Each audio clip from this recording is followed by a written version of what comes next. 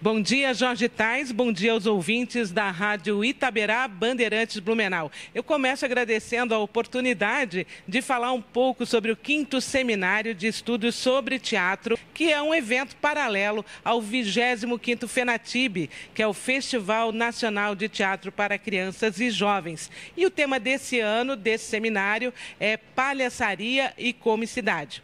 Eu vou conversar agora com o professor doutor Walter de Souza Júnior, que é um pesquisador sobre o circo teatro e a cultura popular. Isso só para a gente começar falando sobre o tema da palestra dele aqui nesse seminário, que foi sobre o palco e o picadeiro. Mas a nossa conversa aqui também vai além desse tema apresentado no FENATIB, no seminário do FENATIB, porque o Walter de Souza Júnior também é especialista em liberdade de expressão, comunicação, mediação e censura. É graduado em comunicação social, mestre e doutor em comunicação pela ECA, Escola de Comunicação e Artes da USP, a Universidade de São Paulo, e autor de 12 livros. A gente fica até sem fôlego para falar desse teu currículo, né, Walter? Bom dia. Bom dia aos ouvintes, bom dia, Jorge. É um prazer estar aqui falando um pouco daquilo que a gente gosta de falar, que é justamente de circo e de liberdade de expressão. E eu fiquei bastante impressionada ao acompanhar a sua palestra, né, realizada aqui no domingo, dia 17, falando sobre o palco e o picadeiro e a sua experiência, né, na pesquisa sobre o circo no Brasil, e saber que tudo começou a partir de 6.000 arquivos de censura do tempo ainda do Estado Novo do Getúlio Vargas. Conta pra gente como foi isso, se der para resumir um pouquinho para os ouvintes da rádio. Na verdade, esse arquivo ele começa em 1928, então ele ainda pega um período que não foi pré-Estado Novo e vai até 1970, porque aí em 68, com as 5, a censura ficou federal, então tinha que ir para Brasília. Mas durante esse período de 30 a 70, houve uma censura em São Paulo.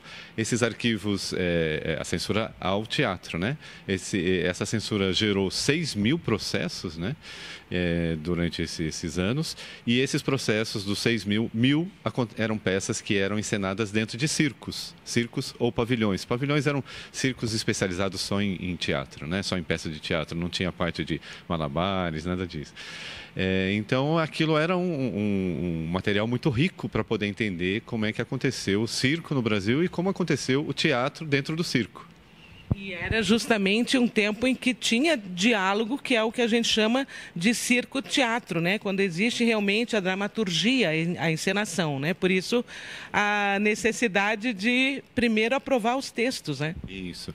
O circo-teatro, ele começa a fazer parte do espetáculo circense a partir do começo do século XX, né, na primeira, segunda década, e aí ele se firma de tal modo que ele vira a segunda parte. Então, no período áureo do circo, né, entre 1930 e 1970, sempre tinha a segunda parte, que era a pecinha de teatro, ou era a comédia. A pecinha não é pejorativo, os próprios palhaços chamavam dessa forma, nas comedinhas, as pecinhas, quando eram comédias, ou então grandes melodramas de fazer chorar, de gente desmaiar, de causar comoção. O circo sempre lidou com o extremo, ou se ri ou se chora, né? É o teatro popular baseado nas emoções. E na sua palestra, você afirmou que está acabando esse gênero do circo-teatro, é isso mesmo? O circo-teatro ele perdeu muita força, porque vários circos, a partir da década de 80 principalmente, né, do século passado, baixaram a lona. Então, deixaram de apresentar, reduzindo o interesse, né, do grande público em assistir esses melodramas ou essas comédias. Ainda existem companhias que mantêm o repertório de circo-teatro, que mantém essa memória e que fazem muito sucesso, né? Em vários estados no país ainda mantém essa tradição, mas é bem reduzido em relação ao que foi no passado, né? Infelizmente. Infelizmente porque esse gênero do circo-teatro, ele preparou o público que depois foi consumir a radionovela, a telenovela, né? Então, quando chegou a televisão, quando chegou o rádio e depois a televisão, esse público já sabia rir e chorar porque já tinha feito isso no circo, já sabia como que as narrativas aconteciam, né? Então, isso foi muito importante, o papel do circo também, para preparar esse público para os meios de comunicação. E é interessante que com todas essas transformações, né, que o circo passou, principalmente, assim, uma das mais profundas foi a proibição, né, de uso de animais nos espetáculos. Isso deveria ter fortalecido, né, o circo-teatro, porque é um recurso para atrair públicos, né, o público quando não existia mais a possibilidade de usar os animais, né? É um tema bastante controverso, né? Essa proibição, ela decorre de um grave acidente que aconteceu no início desse século, lá em Recife, né? No circo Vostok, em que uma criança se aproxima da jaula do leão e ele puxa a criança e ela morre, né? Mas é um movimento que já é internacional, né? De tirando a presença dos animais dos circos e isso acaba também com uma tradição de domadores, né? Porque a primeira ideia que se vem é maltrato aos animais. Eu conheci domadores brasileiros que diziam que os animais eram como filhos, né? Não havia essa questão dos maus tratos. Mas como a gente sabe que o circo ele depende daquilo que ele consegue vender no dia, né? O dia que chove é o dia que não tem muito público e, portanto, é o dia que tem menos dinheiro para todos. Obviamente que o primeiro que vai sofrer com essa falta de dinheiro são os animais, né? Então, de fato, é uma questão bem complicada de se lidar. A proibição é uma coisa que não tem mais retorno, acho que isso configura mesmo o circo daqui para frente. Ele vai ter que ser um circo só de variedade, só de números clássicos e sem animais. E quem sabe a gente consiga ressuscitar aí um pouco mais o circo-teatro, que sempre é muito atraente para o público, porque ele traz essencialmente a figura do palhaço, né, sempre comandando uma comédia e isso é entretém bastante, né, o público que ainda gosta de ir ao circo. Agora, aqui em Santa Catarina foi criada ainda na década de 70 uma companhia teatral que é o Teatro Biriba, né, em Tangará, lá no oeste do estado, depois foi para Chapecó e perdura e com essa força do circo-teatro. Esse grupo seria, hoje é chamado de Biriba Show, eles seriam resistência dentro desse movimento nacional? Exatamente, eu conheço o Biriba, tivemos a oportunidade de levá-los lá para um projeto que nós temos lá em São Paulo, que é o Centro de Memória do Circo. Durante a pandemia nós fizemos uma série de releituras de peças de circo-teatro e o Biriba participou conosco. E ele tem essa tradição, porque ele diz a lenda que ele mantém ainda o baú com as peças tradicionais de circo-teatro. Eu nunca vi, mas ele alimenta também essa lenda, como todo bom palhaço. E mantém essa tradição. Acho que é um dos resistentes aí no circo-teatro. Aqui são sempre muito concorridas as apresentações. Mas vamos falar um pouquinho então agora, né, sair um pouco só dessa área do circo, entrar na parte da comunicação. Eu queria que você analisasse os nossos tempos, né? Como é que você vê os tempos de hoje com todas essas redes sociais, onde a interação passa a ser majoritariamente virtual e muito menos interação pessoal. Você observa o que nesse momento, não só no Brasil, mas no mundo todo, né? Durante muito tempo, nós pesquisadores de comunicação estávamos muito atentos ao efeito da comunicação de massa, de como isso ia impactar nos formadores de opinião, né? E esses formadores eram aqueles que recebiam essas comunicações e discutiam com as suas comunidades, né, a notícia, aquilo que estava acontecendo. Então, por mais que a gente acusasse os meios de comunicação de manipular a informação, esses formadores ainda tinham a possibilidade de colocar um olhar crítico nessa notícia e discutir com seus pares, né? Com as redes sociais e com a comunicação digital, esse modelo completamente muda, né? Não existe mais esse formador de opinião, né? Pelo contrário, aquilo que a gente chamava de receptor da comunicação vira também um emissor, né? E o pior de tudo,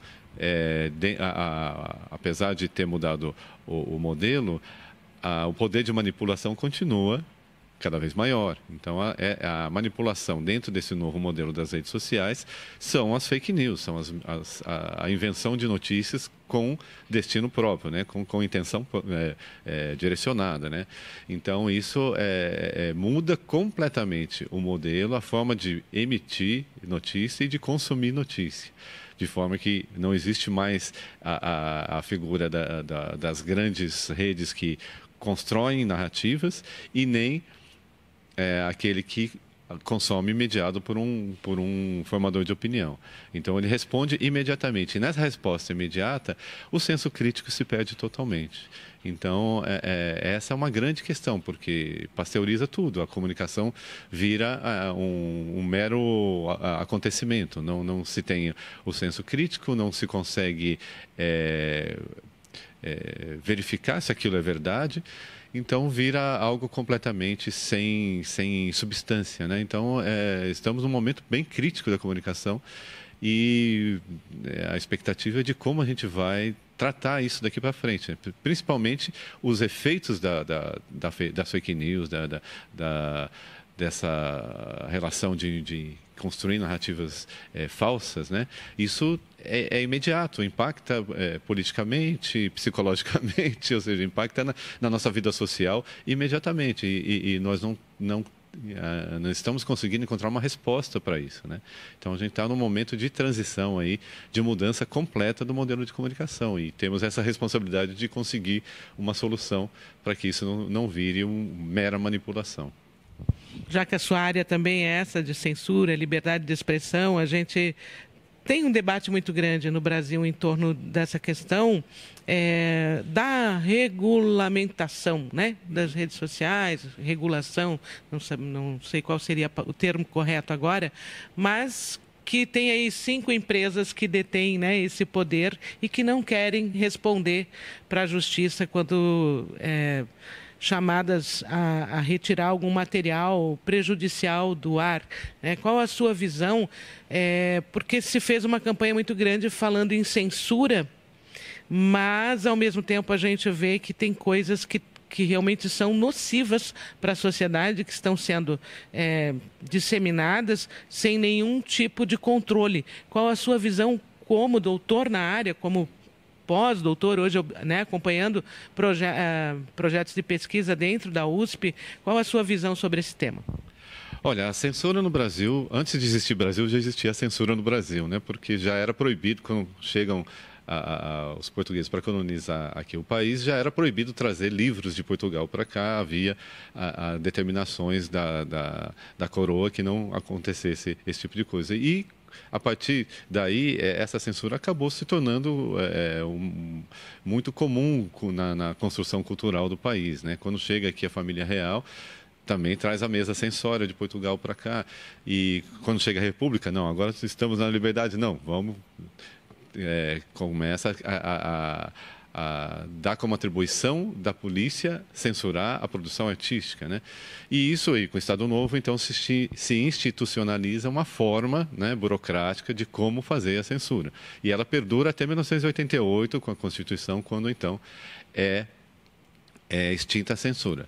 Estamos livres da censura? Não, porque como isso culturalmente foi se arraigando no seio do fazer, do criar, né, brasileiro, isso acabou entranhando na sociedade. Então, hoje, qualquer pessoa que se julgue com um certo poder, ela acha que ela pode censurar ou conduzir aquilo que está sendo criado, né? Ou está sendo veiculado como notícia ou sendo criado como produção cultural. Então, é bem complicado porque é uma questão que vem já dentro do nosso caráter do brasileiro. Agora, liberdade de expressão não é faça o que quiser e pronto, a Constituição garante, porque ela também tem os seus limites, né? E esses limites, pode parecer paradoxal, é uma liberdade com limites, acho que toda liberdade é com limite, né? E a liberdade de expressão, ela, obviamente, ela não serve para prejudicar alguém, né?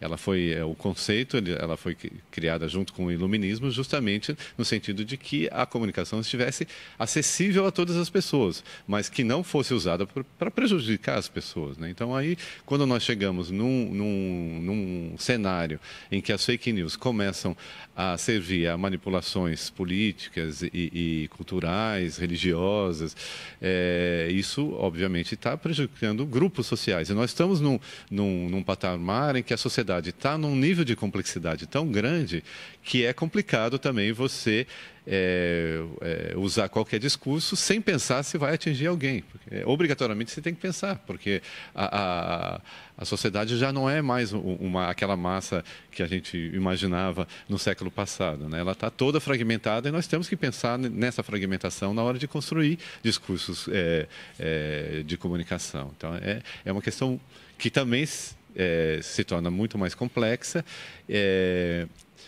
Temos que pensar que existe limite para a liberdade de expressão e que isso não é censura. A censura é quando você, imbuído de um poder, você pega uma narrativa e simplesmente corta e modela ao seu bel prazer, né? Isso é censura. A liberdade de expressão, com seus limites, é você pensar no outro dentro de um contexto social. E algo que a gente sempre aprendeu, né, e que hoje não se quer mais levar em conta, que é pensar antes de falar, né? A gente sempre teve isso, a gente aprendia de criança, né? Não fale o que vem à mente, pense antes, meça, né? Enfim, mas voltando então à questão do FENATIB, a sua presença aqui, a gente falando de arte, de teatro, da importância disso na vida das pessoas, né? Na vida da criança, na formação, na educação, no desenvolvimento da subjetividade para possibilitar aceitar o diferente, né? O diverso, o plural. Como você vê essa importância desse momento de FENATIB? Bom, tudo isso que nós falamos até agora, de liberdade de expressão, de censura, começa lá na infância, né? Começa justamente com esse trabalho de você estimular essa visão crítica da criança com a arte, né? A arte, eu acho que é a melhor ferramenta para contornar esse cenário que nós analisamos até agora, né? E o teatro é mais ainda porque o teatro permite essa ação direta, né? Não existe uma mediação com uma tela, né? Que hoje é o mais comum na infância, né? E havendo essa interação, principalmente quando a gente fala em circo, quando a gente fala nessa interação, o circo ele surge exatamente da interação direta da figura central, que é o palhaço, com o seu público, tanto que ele só consegue desenvolver uma dramaticidade nessa interação com o público. Não existe uma interação somente entre pessoas que estão no picadeiro. Ele constrói toda a sua narrativa com a reação do outro que está na plateia, né?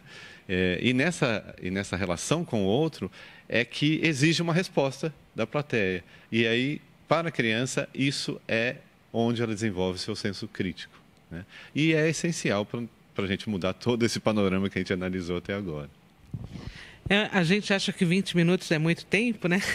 Mas é curto para falar de tanta coisa interessante. Agora, só para a gente falar dos teus livros, né? Eu vi que você é autor de 12 livros. Sobre o que versam os teus livros?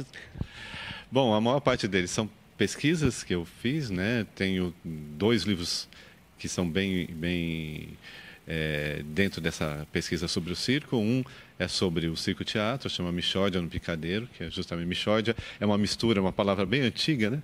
É uma mistura, porque o picadeiro permite tudo, você mistura tudo, você tenta várias linguagens e aquilo tem um impacto imediato e você já avalia se aquilo funciona ou não. Se não funciona, você troca na mesma hora.